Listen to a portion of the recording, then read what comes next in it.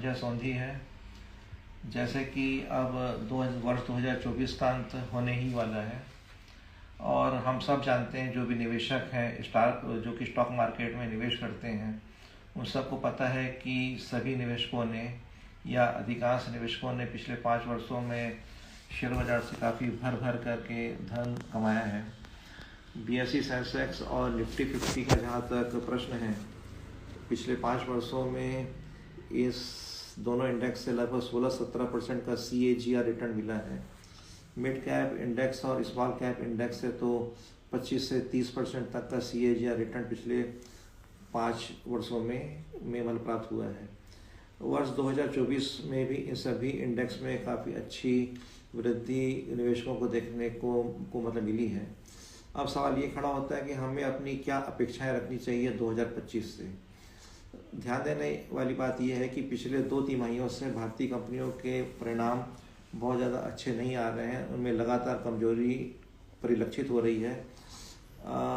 भारत में इन्फ्लेशन की दर अभी भी बहुत ज़्यादा है और हाल ही में घोषित किए गए जो Q2 के जो GDP वृद्धि के जो अनुमान थे वह मात्र 5.4% थे।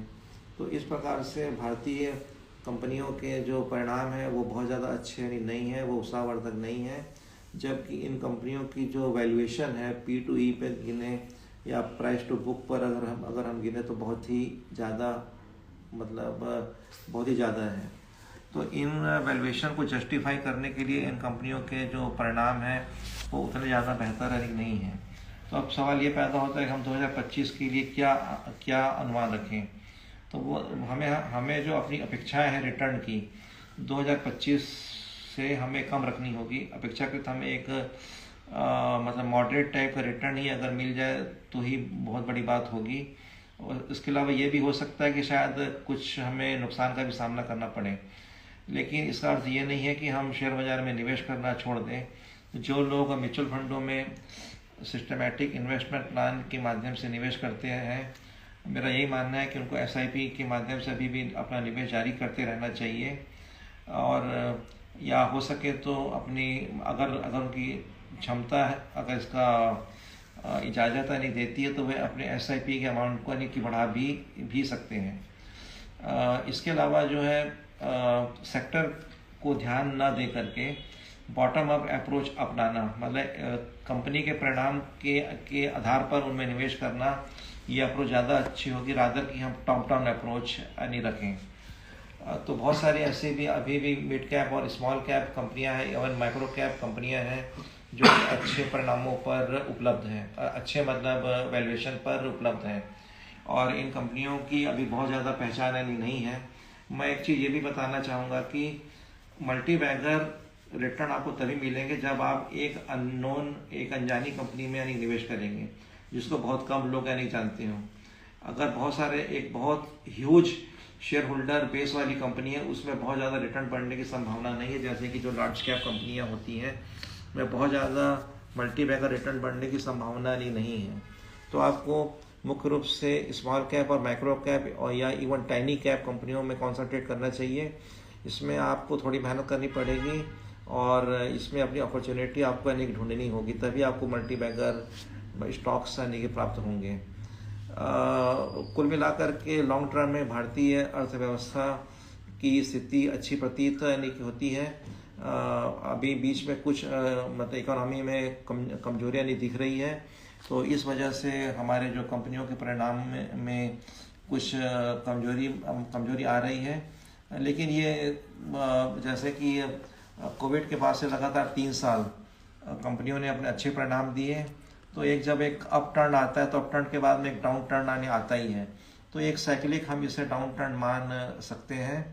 और अब अगर आप पूछेंगे कि किस क्षेत्र में अगर निवेश करना चाहिए, तो मेरे हिसाब से जो है स्मॉल कैप में जो IT कंपनी है, स्मॉल कैप में कि फार्मा कंपनियां हैं, और इसके अलावा जो EMS जो इलेक्ट्रॉनिक्स मैन्युफैक्चरिंग सर्विसेज EMS काफ़ी एक उभरता हुआ क्षेत्र है जिसमें भारतीय कंपनियां कॉन्ट्रैक्ट मैन्युफैक्चरिंग करके बहुत अच्छा लाभ कमा रही हैं।